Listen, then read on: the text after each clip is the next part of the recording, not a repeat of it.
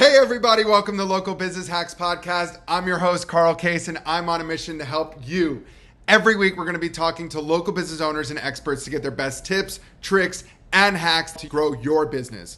This show is designed to teach you, inspire you, and motivate you to take massive action and start to build your future-proof business. Whether you're just starting off or you're taking your existing business to the next level, this episode is for you. So let's get started. Hey, local business hackers. It's Carl Case, your host, Director of Business Development for Referrizer, joined today by the president of StretchLab, Verdine Baker. StretchLab today is the largest growing brand underneath Exponential Fitness. Verdine, welcome to the podcast, man. Hey, thanks a lot, Carl. I'm grateful to be here and excited to share what we've been up to. Speaking of what you've been up to, so clearly you don't become the president of Exponential Fitness's fastest growing brand overnight. Talk to us about the journey that got you to this point. Yeah, that's a great question. You know, sometimes I reflect on it and I got to pinch myself to say, yeah, this is real, right? I started my career with Crunch Fitness Corporate in the San Francisco Bay Area. And, you know, initially I was the kid that was trying to sneak into the gym to get some free workouts and had an opportunity to work there and get that free membership as a membership advisor and trying to figure out what my next steps would be in my life. And I truly fell in love with the industry, fell in love with the opportunity to help people, being able to see it right away. People make these lifestyle changes. It really attracted me and kind of tapped into my own values of trying to do something that truly helps people. And I was able to make a career out of it. And financially, it made a lot of sense for me at that young age to be in that environment. And I had opportunities for upward mobility with Crunch Fitness and have different positions as membership director, general manager of locations in the San Francisco Bay Area. And most recently, before I got recruited to come to Exponential, I was running the San Francisco Bay Area locations as a district manager, which was a fantastic experience. It definitely gave me the operational chops to come to a brand like StretchLab and launch it off the ground and help it become what it has so far. I've been with StretchLab for the last 5 years. I started on as the VP of Sales and Operations. I came on board to build the sales and operational systems that we use, truly grow this brand. And I was the lucky winner of being handed the keys of the very first franchise location that we opened. So being able to apply all the operational systems taken from Exponential and my own expertise and have that first stencil going out to the marketplace to hire people and then bring this modality to that greater community in Laguna Niguel in Southern California was a fantastic experience. And we've learned quite a bit since then. And I've also learned quite a bit and grown in my role. And one of the best things about working for Exponential is having access to tremendous leaders, great resources to develop the skill set that you come into business with. And I was lucky enough to have a mentor, our previous president, Lou DeFrancisco, which you may have had him on your podcast previously, really opened the book to me. He understood what my aspirations were and wanting to be a leader and wanting to grow my career.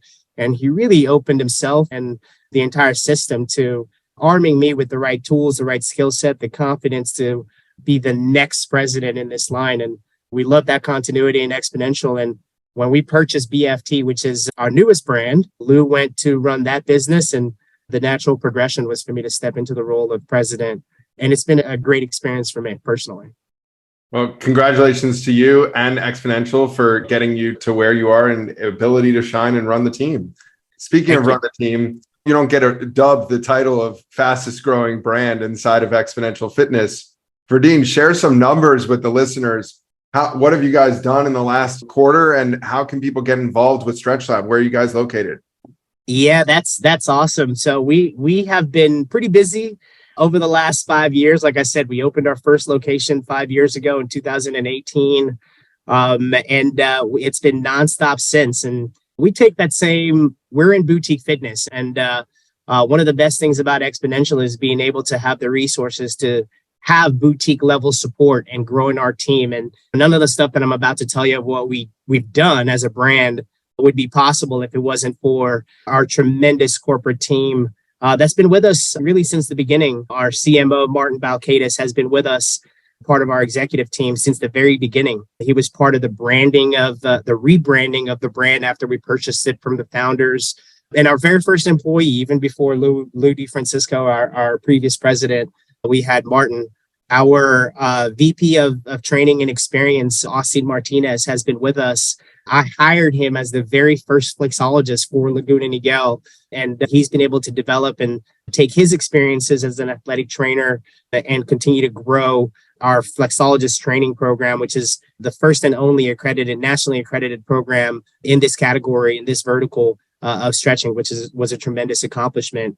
And also our VP of Sales and Operations, which Sasha McMullen came to us from Orange Theory Fitness and has developed over the last 3 years into a tremendous operator growing this brand. So when I talk about, hey, we've done all these things, those 3 individuals and then their teams that work with them have done a tremendous job to help us grow as fast as we have. So with that said, now with some numbers, right? Last year was tremendous. We opened 137 studios in the year 2022, which was just bananas to think about as we were going through it. It's like, hey, is this possible? We're signing double-digit leases every single month. So having that support on the real estate side really kind of facilitated our ability to open these studios. Our construction and design team did a great job of keeping these projects in the right timeline to give us that opportunity. And our entire team did a great job of building these studios base so they could open successfully. Just this last quarter in Q4, we opened 50 studios in December alone. And the best thing about it is that over the last year, we've opened studios better than we have in the previous years. So it's not just a kind of a burn and turn, let's get studios open, but we've been able to outperform our KPIs from the previous years. And we've done that 3 years in a row. And that's the most gratifying thing to me. It's like one thing to get studios open, but the name of the game is to get studios open successfully so our partners could reap the rewards and the benefits of being a business owner. And when we do that, it makes them want to open more, which is fantastic. Amazing. And for people that aren't familiar with StretchLab, give me a little elevator pitch as to what you experience at StretchLab. I can give you mine to start. I'm a day-to-day Orange Theorier. I now have a tonal as well. And there's nothing better than hopping into StretchLab for me right after a workout or even the next day, because I'm just coming out of there feeling better than any massage or any post-workout recovery that exists. But I'll let you tell the world what StretchLab really is. Yeah, no, that's great. We hear that a lot, right? But StretchLab is a one-on-one assisted stretching concept. We have our service providers. We call them flexologists, which is a trademark term. They go through an extensive training program, first being qualified as having some kind of certification, some health and wellness modalities. Some of our flexologists are personal trainers, massage therapists, athletic trainers, chiropractic aides, physical therapy aides that have experience working with the body. And then we take them through a proprietary training program called FTP. And as I mentioned, it's the only nationally accredited program that's out there in this modality, which is a nice little feather in our cap as a brand as we continue to grow. So we train these flexologists to learn how to manipulate the body. We take all of our clients and members through a movement screening. We use some technology inside of our studio. We call it a MAPS machine, which the acronym of mobility, muscle activation, posture, and symmetry, all the different things that can be affected by a stretching program. And that allows us to see how well somebody's moving through time and space. If anybody could sit in the chair, anybody could do it. So it fits all the spectrum of our demographics of our members and clients. And once they go through that movement screening, it gives us a clear roadmap, so to speak, on what is the best way to program for this specific member. So at the very essence of what we do, it's like, hey, we stretch people, but it's much more than that within the service ecosystem, which is essentially everything that we can to help our clients, help our members achieve their health and wellness goals and achieving better mobility, better flexibility, better range of motion. Really, it's just kind of a vehicle that helps people do the things that they love most outside of their day-to-day lives and whatnot. So yeah, we stretch people, but certainly a lot more than that goes into it than just the actual stretch. And for people that want to get involved, head to StretchLab.com, find the nearest location, and go try it. Go try a 25-minute stretch to get started. Absolutely. We have a tremendous offer for a first time user. It's about 50% off for a 25-minute stretch. And the same for our signature stretch, which is for 50 minutes. That's the one that gets everything. So definitely go out and check it out. Awesome. Well, shifting gears a little bit, Verdine, being in this industry now for over 10 years, I can imagine that you've come up with your own local business hacks. What are some things that you wish that you knew 3 years ago, 4 years ago when you started opening that now you have in your toolkit?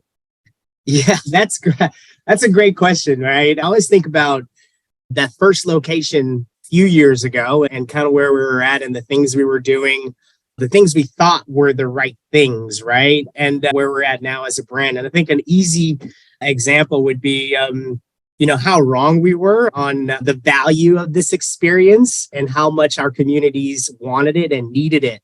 And that's kind of portrayed through our price point in a sense on the business side. As an example, back in 2018, when we first opened, I suppose we didn't know what we didn't know, being the first brand to go out into the marketplace to sell memberships in this modality, being that our founders weren't selling membership. It was more about packages and so forth. Our average ticket price was around $117. And we thought that was great at the time and kind of in line with what Exponential was doing with their other brands. And to contrast that with where we're at now as a brand, where our average ticket price is over $260, it really gave us not only the confidence, but the eye-opening of, hey, I think we have something that's really special that our communities not only want, but they need it, right, as a necessity. And that's where we really see this modality going, is to where it becomes a modality that is as synonymous with health and wellness as some of the well-known modalities that are around, whether it's physical therapy, massage therapy, chiropractic care, and so forth. Stretching as a preventative care and as a vehicle to help people do the things that they love the most should fit right there as that necessity. And we feel like we're right on our way with that. So yeah, certainly wish that I knew that we could value our service a little bit better than we did early on in our evolution as a brand. Yeah, and I think that comes with creating a category. And had you priced yourself at what you are today, that category might not be what it is because people are hesitant to try things, especially when it's at a certain price point. We see that in all of the clients that we work with. I think that something interesting I'd love you to dive in with is when you talk about scale, obviously, I assume you have franchisees that now own many locations. What is key for you when it comes to expectations from franchisees? Because I would assume that the expectations are what really drive their success and motivation to go further. And that was most likely one of the things that changes the most when it comes to scaling the way that StretchLab has. So I'm going to let you run with that one. Yeah, no, that's a great question, right? And I think if I kind of go back to the core of it, right, and kind of think about some foundational values that we not only look for in our franchisees, but certainly our top performing franchisees certainly exhibit on a consistent basis. And those are typically the ones that are opening number 2, number 3, number 4, number 5, number 6, number 10, right? And buying more territories to go open. There's 3 things that we always see that are kind of the catalyst, right? The backbone of how they function, just kind of their day to day. And the first thing is being energized or having passion around our concept or the brand, right? And sometimes the passion or that energy may not necessarily be for StretchLab, and we're okay with that. But it has to be for something, whether it's building something special, whether it's to enrich their communities with a service or experience that helps other people, whether it's to provide employment opportunities to young people in their communities.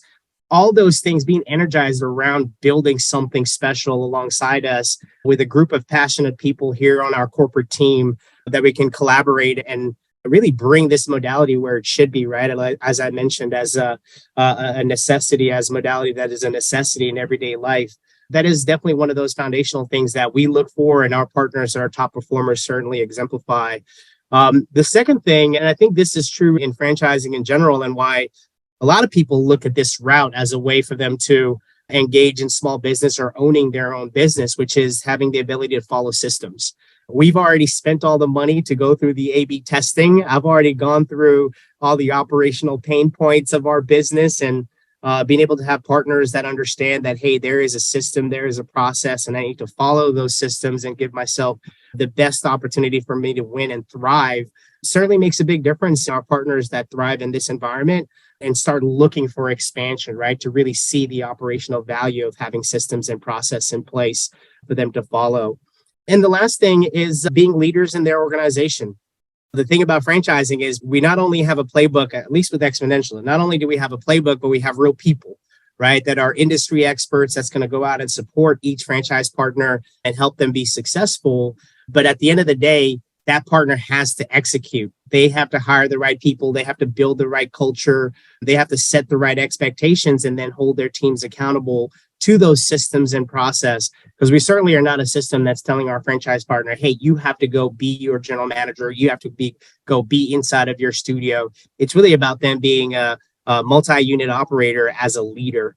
And those three things has always served us well. When we bring on partners that share that common passion that we have, they've displayed the ability to follow these systems and show an inkling to wanting to be a leader in their communities. And that doesn't necessarily mean that they come to us with that skill set or that background. We're really confident in our ability to fill in those gaps where they may not necessarily be as strong operationally, as long as they have those three things, or they would exude the learning aptitude to say, hey, I want to learn how to do these things or be a good leader and whatnot. If they're open, we'll coach them. Hire what you can't teach. Exactly. That's awesome. That's awesome. Verdine, from myself and our listeners, I want to thank you and thanks StretchLab for being an amazing partner of Referrizer. And we appreciate you and sharing your journey on our channel. That's awesome. Thank you for having us. If you haven't checked out StretchLab, we have an intro offer. Go out and check it out. You'll certainly feel better after you get off the bench. Thanks, Verdine. Hey, take care, Carl. Thank you so much. That's it for this week's episode. I hope you found it helpful. Be sure to head over to our site, local-business-hacks.com, to check out the show notes and send me questions or ideas for future episodes. If you want to grow your business, just like the people you've heard from here, follow Local Business Hacks Podcast and tune in for new tips, tricks, and tactics. Until next time, thanks for listening and keep hacking.